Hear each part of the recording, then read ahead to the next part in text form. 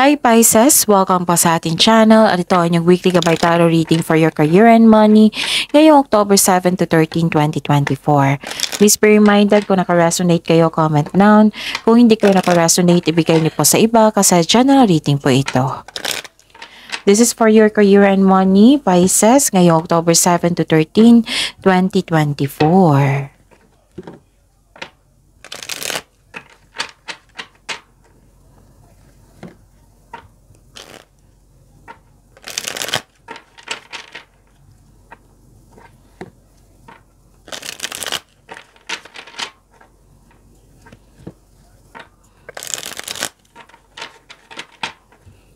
Para po ito sa inyo, Pisces, ngayong October 7 to 13, 2024 for your career and money. Maraming salamat po sa inyong patuloy na suporta at maraming salamat din po sa mga hindi nag-skip ng ads. Gamitin ang reading na ito bilang gabay lamang sa mga hindi pa nag-subscribe. Subscribe na po kayo at click bell notification para malaman nyo na may bago tayong video. Para sa mga gusto magpa-reading po, may lumabas dyan sa screen nyo ngayon. Panoorin nyo po at sundin ang instruction. Calling the attention sa mga suki ko dito na Pisces, open na po inyong monthly gabay tarot reading for October 2024. May 6 months from now reading tayo at love life reading po, so message me Pisces for schedule.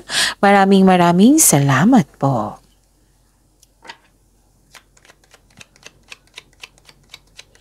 Spirits guide.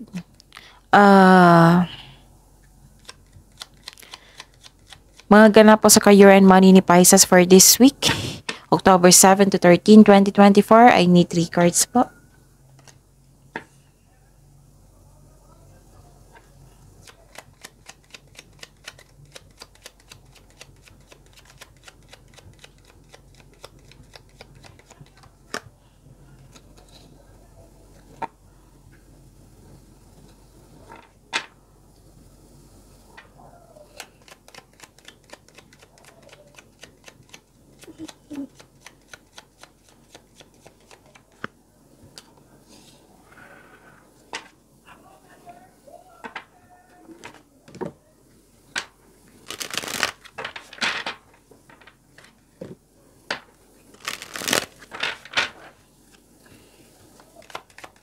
Spirits guide, mga mensahe niyo po sa career and money ni Pisces ngayong October 7 to 13, 2024. I need 2 cards po.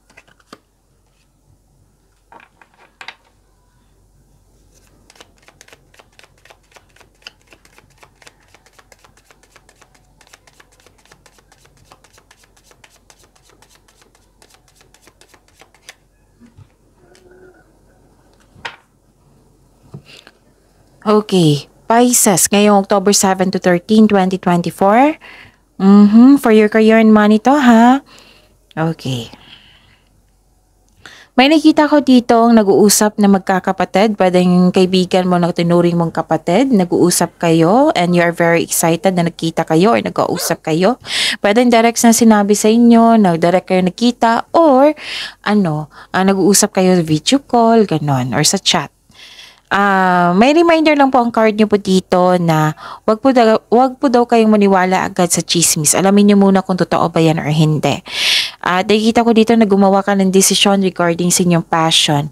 At umiwas po daw sa isang tao na mag-provoke sa inyo. Kasi may nakita akong nag-provoke sa inyo dito na nasaktan ka, nagalit ka, nagkaroon ng argument. Okay? Pero nabigyan po dito ng solusyon. Nabigyan po ito ng solusyon kasi may nakita ko ditong solusyon sa inyong problema, sagot sa inyong mga katanungan, nagkaroon ng clarity. Kung gumagawa kayo ng password or passcode ngayon, ha, isulat nyo yan sa journal nyo or sa mini notebook nyo para matandaan nyo po. Okay? Yun. Career and money po sa Pisces. Wow! Vacation. Start a perfect vacation and enjoy the freedom. Take time to recharge. Baka naman. Kailangan nyo magbakasyon ngayon. It might be pagod kayo or exhausted kayo. So, may lumabas na mensahe dito from the universe na kailangan nyo magbakasyon. It might be nagbakasyon na kayo ngayon. Oo. So, you need the freedom here. Kailangan nyo mag-recharge yung energy nyo. So, yun. And wellness. Ensure your body is nourished. Join a gym and regain strength. Live a healthier lifestyle. So, alagaan nyo po daw yung sarili nyo. Pagbalanse po daw sa oras. Sa panahon sa inyo sarili. Sa career at money. Live a healthier lifestyle. Spirits Guide, ano po yung energy ni Pisces ngayong October 7 to 13, 2024 sa career and money nila?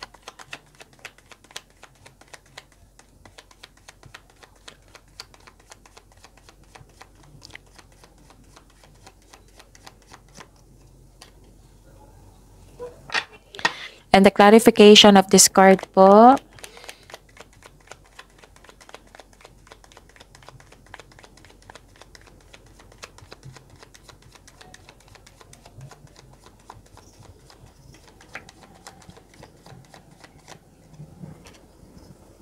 this is a daily reminder. Panoorin niyo po yung last 4 days Gabay Tarot reading niyo po. Para hindi niyo makalimutan, para hindi kayo maguluhan or malito, or para din sa mga bagong subscriber natin na Pisces, para alam din nila yung gagawin nila. Panoorin niyo po yung last 4 days Gabay Tarot reading niyo po, yung sunod-sunod na date.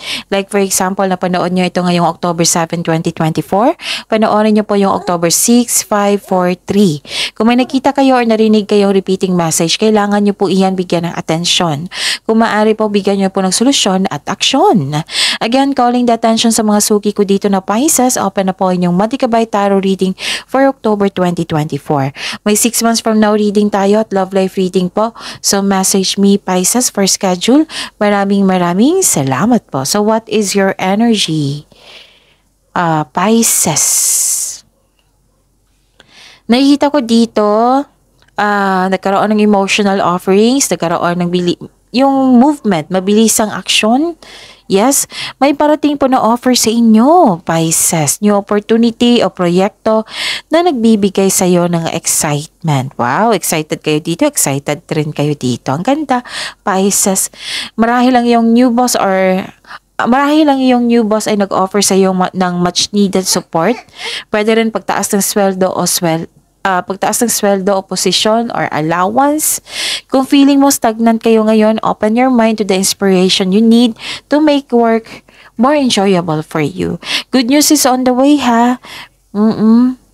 Okay? May bago kang inspirasyon dyan sa inyong career and money. Yes, nakikita ko dito. So, ang ganda. Offer, new opportunity or project that will excite you. Ang ganda. And nakikita ko rin dito na may gusto makipagkita sa inyo ngayon. Naka-decide na ito. This is your past person na nanloko sa inyo sa nakaraan regarding sa inyong career and money. At gusto niyong humingi ng tawad. At nakikita ko rin dito na hindi ka kontento sa inyong sitwasyon ngayon, kaya gusto mo magkaroon ng growth. Okay? Ano pa?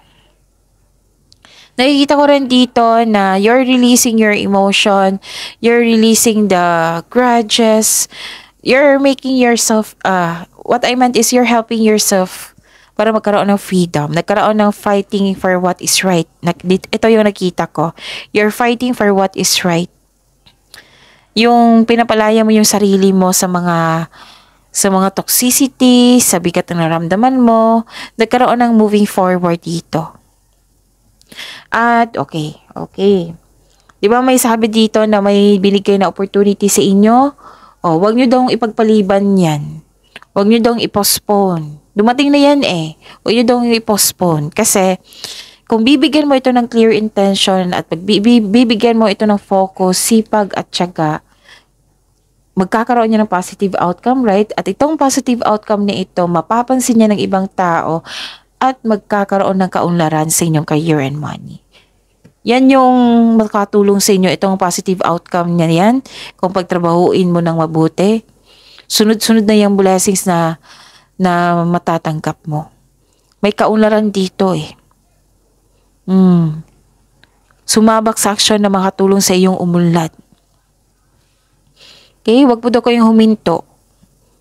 Nang dahil sa may nangyari, di ba? So, wag po daw kayong huminto. Go pa rin. So, enjoy your freedom. Kasi you're asking for freedom dito at gumagawa ka rin ng paraan. So, nagkaroon ng freedom. Spirits Guide, possible blessings po na ma-receive ni Pisces sa career and money nila ngayong October 7 to 13, 2024.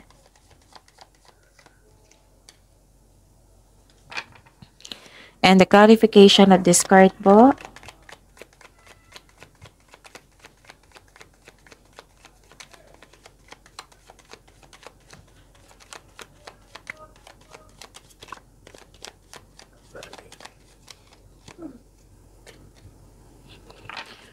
So, possible blessings. Ang ganda. Pisces, ang ganda. Nakikita ko dito na nagkaroon ng satisfaction and abundance. Ang ganda. Kaya pala binagbakasyon kayo dito kasi may natapos. May abundance harvesting. Take time to recharge, sabi ng universe. Okay? Thankful ka sa mga biyayang natanggap mo. You have overflowing abundance. Successful and satisfied ka sa buhay mo. So this card asks you to relax and enjoy what you've worked hard to achieve. Yes, share your good fortune to others and your generosity will always flow back to you. May natapos kang project, trabaho dyan, sobrang saya mo at satisfied ka sa naabot mong completion. Oo, expect a recognition for a job well done or may nakita rin akong parating na promotion. So, following intuition and honoring your ideas, it will lead you to increased prosperity and abundance. Ang ganda. Sobra. I-claim nyo to, ha? I-claim nyo to, Pisces. Ang ganda. Bawing-bawi talaga, no? Oo. Resulta to sa inyong productivity, sa araw-araw. So, you deserve it. You deserve to be happy. You deserve this success. You deserve this to feel satisfaction and you deserve this abundance. Dalawang card na po kasi nagsabi dito. Diba? Naghingi tayo ng yung blessings. Pinupush talaga ng cards nyo. O, naka-receive kayo, Pisces, ng abundance. Dalawang card na nagsabi dito, abundance po. At magkakaroon ng pagbabago. New beginning. Kasi may natapos na eh. Oo, may pagbabago po. Okay, may parating na blessings, gift from the universe, posibleng new job opportunity ito, or unexpected sum of money. Pwede din, nag-take step ka ng to move forward para ma-enhance mo o ma-increase mo yung kaperahan mo. So, ang pagbabago na ito ay may unlimited growth po towards to your finances. Wow! So, claim nyo na. Again, pinupush talaga ng card dito na may parating na job opportunity, promotion. Nang dahil ito, magkakaroon ka ng financial growth and stability. Ang ganda ng blessings nyo. Wow. So, yun ha. Don't attract negativity. Kung nagalit kayo, i-release nyo na yan. So, gumagawa ka ng freedom dito, diba? O, yan na yung dumating sa inyo. May nagkaroon ng pagtanggap nagkaroon ng moving forward. You're embarking na healing journey at pumasok na itong success ito and itong abundance na ito, itong binigay ng universe sa inyo. Wow, pagyamanin nyo yan, ha? Pero talagang binupush ng cards dito. Sabihan mo si Pisces na may abundance, may success, may resulta ang kanyang mga ginagawang pagsisipag sa araw-araw.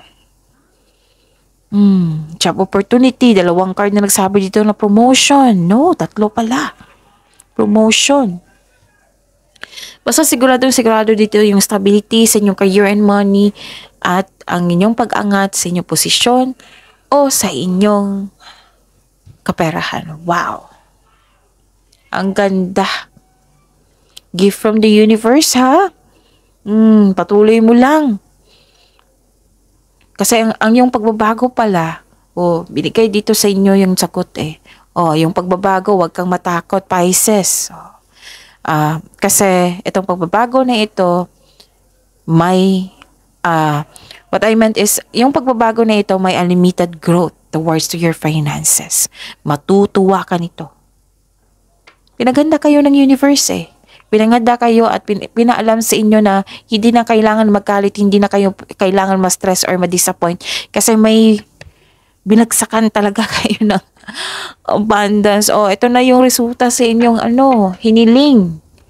Sa inyong sipag at tiyaga, sa inyong pagiging mapagpasensya. Productivity, resulta na sa inyong productivity nyo, sa inyong sipag. Ito na. Abundance, success, at lahat. Wow. Lahat ng signs, inaasam yan, Pisces. Spirits Guide. Challenges po na ma-overcome ni Pisces ngayong October 7 to 13, 2024. Ma-overcome po ito ha, huwag kayong matakot sa challenges kasi dyan tayo maging matatag at maalam din natin kung paano natin yung maging ready tayo sa mga posible, diba? At mabigyan natin ng agarang aksyon or solusyon. Maging handa tayo. At dyan din tayo maging matuto, maging matapang, at dyan din tayo magiging success. Kaya wag kayong matakot sa mga challenges na yan. Nako, ang ganda. Okay, by the way, maraming salamat po sa patuloy na tiwala sa suporta sa ating channel. At maraming salamat din po sa mga hindi nag-skip ng ads. May lumabas dyan sa screen nyo ngayon, panoorin nyo po. Kung gusto nyo po iyan, then follow instruction. Wow! Ang ganda kasi, mahigit pa to sa success victory. Nakilala ka, recognition. Bakit napasok to sa challenges? Kasi marami kayong gagawin. Maraming demands to. Kasi nakita nila na magaling kang manggagawa, magaling kang sa serbisyo mo, magaling kang magaling ka. Na napansin nila, dito tayo kay Pisces kasi marami na siyang napatunayan, ang galing niya. Okay? Matibay. Ang inyong career and money. Stability. Oh. Wow. Apat na card na nagsabi dito, promotion, no? Or pag-level up sa inyong posisyon, pag-level up sa inyong, anong tawag dito? Sa inyong kaperahan. Nagdahil sa sipag nyo. Yun nga lang, be ready kayo kasi magiging challenge sa inyo to kasi marami na expectation, marami ng demand. So, time management ay kailangan ha, huwag magtanggap ng tanggap na hindi naman akma sa inyong schedule. Baka kasi ma-overwhelm kayo, sige, tanggap ng tanggap. So, yun, hindi na makayanan. So, beware lang po. Time management ay kailangan. May promotion na nakikita dito ha. So, malaki ang expectation ng mga tao sa inyo. This is na-promote kayo or pag-level up nyo sa inyong kaperahan. Okay? Kasi may resulta na Okay? So, may financial growth after a period of struggle. Ito yung disiplina mo Disiplina mo sa trabaho and hard work are paying off. So, you deserve to enjoy this. Vacation, pinagbakasyon kayo ng universe. Kahit mag-staycation kayo sa bahay, pwede na yun. Basta siguraduhin yung makapaghinga kayo. Wag kayo wag nyo i-take advantage itong pahinga na ito para mag-overthink kayo. Wag. Magpakasyon kayo para ma-recharge kayo. Okay? And alagaan nyo po daw yung health nyo. Sabi ng cards. Wow. Ganda naman, Pisces. At nakikita ko dito na wealth and generosity. Wow, ganda. Ang pagtaas ng tagumpay sa pananalapi at katatagan ay nasa iyong kamay na. Nasa iyo na. May parating na kasosyo or magbigay ng puhunan sa iyo para makamit mo yung layunin mo sa buhay. See? Daming ganap. After nitong struggle na ito, after itong challenges na ito, eto na, pagbubunga. Ang ganda. So, yung mga reminder lang ng card dito ha, na magpahinga kayo. And pagyamanin mo po yung mga blessings na natanggap nyo ha. Enjoy nyo po yung moment, itong success na ito, itong abundance na ito, overflowing abundance. Ang ganda. Naging generous din kayo at the same time. Kaya nga may bumabalik sa inyo na blessing 10 times fold kasi mahilig kayo magbigay ng tulong. Okay? I think nasabi ko na lahat. Puro na wow kasi dito pa lang oh. 5 course na nagsabi dito na sobrang ganda. Puro success, success, promotion, pag-angat. Pag-angat mo sa finances, wow. Recognition pa. So, see you tomorrow, Pisces. Please like, subscribe, and click the button for notification para updated po kayo sa daily tarot reading natin. Maraming salamat po.